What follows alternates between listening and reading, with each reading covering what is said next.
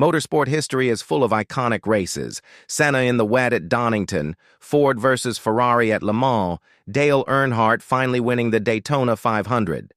But some of the most important events in racing history are the ones few people talk about. These are the races that quietly changed everything, not because of who won, but because of what happened.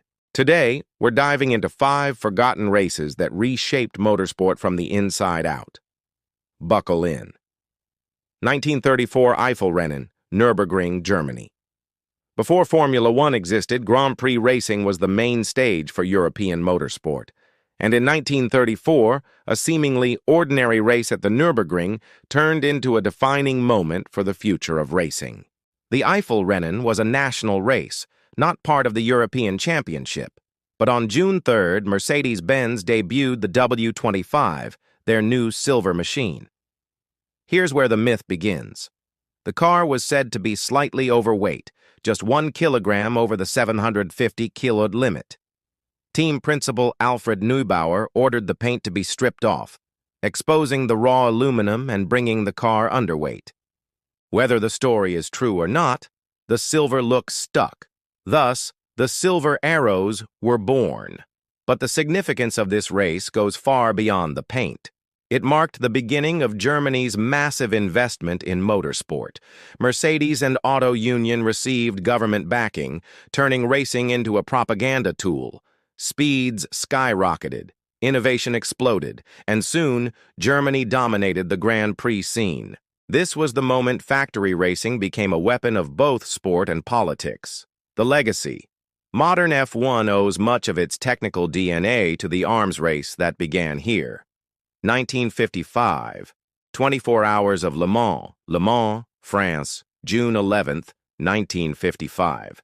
What was supposed to be a celebration of endurance racing turned into the darkest day in motorsport history. It happened just 3 hours into the race. Mike Hawthorne's Jaguar braked hard to enter the pits. Lance Macklin, in an Austin Healey, swerved to avoid him. Pierre Levey, driving a Mercedes-Benz 300 SLR, had no time to react. He launched off Macklin's car, hurtled through the air, and exploded into the crowd. 84 people were killed, over 100 more injured. Levy was among the dead. The horrifying images shook the world. Governments responded swiftly. Switzerland banned circuit racing entirely, a ban that lasted until 2022. Mercedes withdrew from motorsport for over 3 decades, and for the first time, serious attention was paid to track design, crowd placement, and car safety. The crash forced racing to confront its recklessness. Barriers, runoff areas, pit wall separation, they all came eventually because of this day. Safety in racing didn't start at a driver meeting. It started with Le Mans, 1955. 1968, German Grand Prix, Nürburgring Nordschleife. It was cold, it was wet, and the most dangerous circuit in the world was about to get worse. The 1968 German Grand Prix was held at the Nürburgring Nordschleife, 14.2 miles of twisting, blind corners, no runoff, and unforgiving forest. It rained all weekend and fog settled over the mountains. Several drivers wanted the race called off, but the organizers pushed forward. Jackie Stewart, racing with a broken wrist, delivered what might be the most underrated performance in F1 history. He won by over 4 minutes. That kind of gap is unheard of in modern racing. But Stewart's message wasn't about dominance. It was about danger. He called the Nordschleife unacceptable, saying it was a death trap.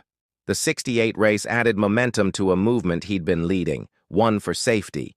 Soon after, Stewart became the face of driver advocacy. Helmets improved, seatbelts became mandatory, circuits had to meet new standards, and the Nordschleife itself was dropped from the F1 calendar after 1976. The German Grand Prix of 1968 didn't just change opinions, it birthed a new era of responsibility. 1981. South African Grand Prix, Kyalami. The 1981 season was supposed to begin in Argentina, but due to political tension and calendar shifts, the opener became the South African Grand Prix at Kyalami. What no one expected, that it would split Formula One in two, the FOCA teams, Those backed by Bernie Ecclestone and representing the commercial interests of the sport refused to race under FISA's new rules. FISA, the governing body, wanted to control technical regulations. FOCA saw it as a power grab. The result? Half the teams didn't show. The others raced under a different rulebook. It was chaos. The race didn't count toward the championship. The teams were fractured, fans were confused, but this low point led to a breakthrough. After months of negotiation, the Concord Agreement was signed. It created a framework for how money, rights, and regulations would be managed in F1. The Concord Agreement turned F1 into a business empire. Without Kyalami 1981, there might never have been a unified sport. 2005, United States Grand Prix, Indianapolis Motor Speedway. Only 6 cars started. Fans booed. Some threw bottles. Others left the stands in protest. The 2005 United States Grand Prix was held at the Indianapolis Motor Speedway. But in the days leading up to the race, a problem emerged. Michelin's tires were failing on the high-speed banking of Turn 13. 2 cars had already crashed.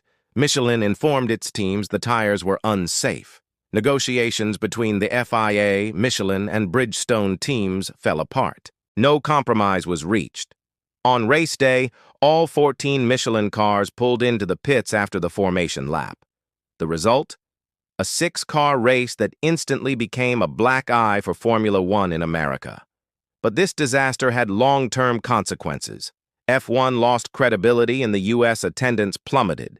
The series left America entirely by 2008. But it also forced F1 to rethink how it approached American fans. The aftermath led to a reset. Eventually, F1 returned, this time with better strategy, better promotion, and more respect for local markets. COTA, Miami, Las Vegas. That wave doesn't happen without the collapse at Indy in 2005. Racing history isn't just about who wins. It's about how the sport evolves through tragedy, controversy, and revolution. If you like this dive into forgotten races, there's a lot more where that came from. Subscribe to the Motorsport Files for more untold stories, forgotten moments, and the strange history that shaped the sport we love. Because sometimes, what matters most isn't who crossed the finish line first. It is what happened along the way.